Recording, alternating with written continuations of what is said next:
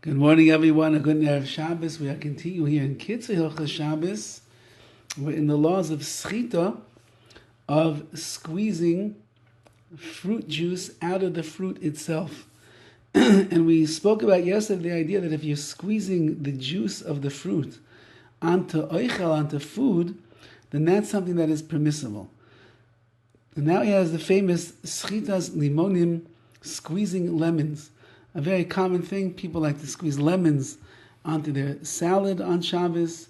How about the lemon that you would like to put inside of your tea? How would you do that on Shabbos if you cannot squeeze from liquid into another liquid? Nevertheless, he writes, it is usher to squeeze lemons. Especially in our times, the majority of all the lemons that are made are being manufactured and produced for the lemon juice itself. So therefore, a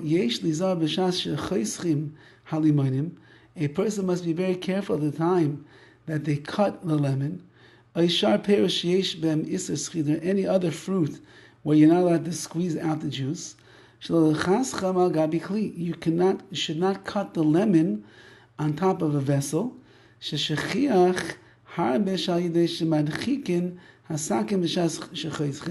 because it's very likely that while you are cutting through this lemon, some of the juice is going to start squirting out.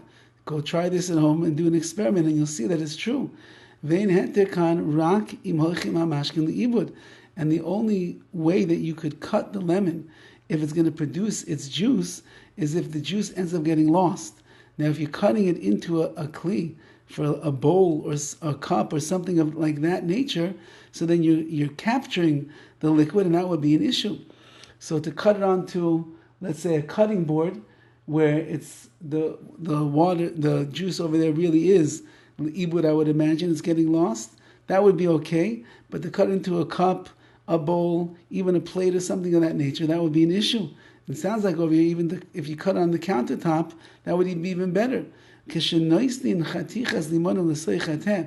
you put slices of lemon into tea, or the shamashka, any other drink, your hot tea, your iced tea, whatever you want to put over there, well, hot tea, you have to know if you're cooking over there, it will be an issue. You have to be very careful. Do not push on the piece of lemon that's in this liquid with your spoon or the like, because you'll be squeezing out the juice, and that will be squeezing the liquid into liquid. Now,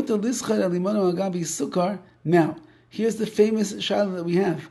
Can you squeeze out lemon onto a spoonful of sugar?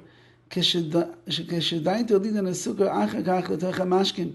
you want to take that sugar with the lemon on top of it and put it later in to a glass of tea or the like. Yesh machlekes achronim, there is a machlekes over here whether you can do such a thing. Says the KITZUR, here you see from the way that I'm writing, I'm machmir in such a case, that you cannot even squeeze lemons into food, so then why would you be able to squeeze it onto sugar?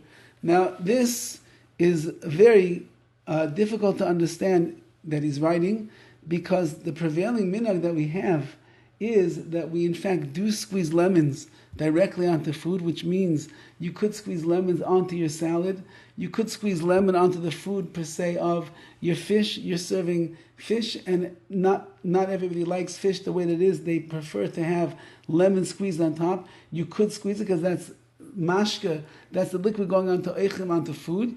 And most people, as far as I'm aware, hold of the opinion that you could squeeze the lemon onto the sugar, and then you can put the sugar into the tea to have yourself a sweet tea with lemon. So he's paskening over here, machmir, to be very strict in this area, but it would seem to me that the prevailing custom is that a person could.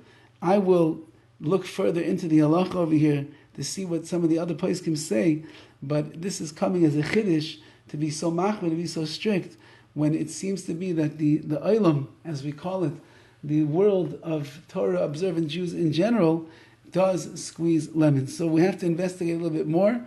So perhaps maybe this Shabbos you should hold off from squeezing the lemon into your salad or onto your fish or onto your sugar until we do some more research in this halacha.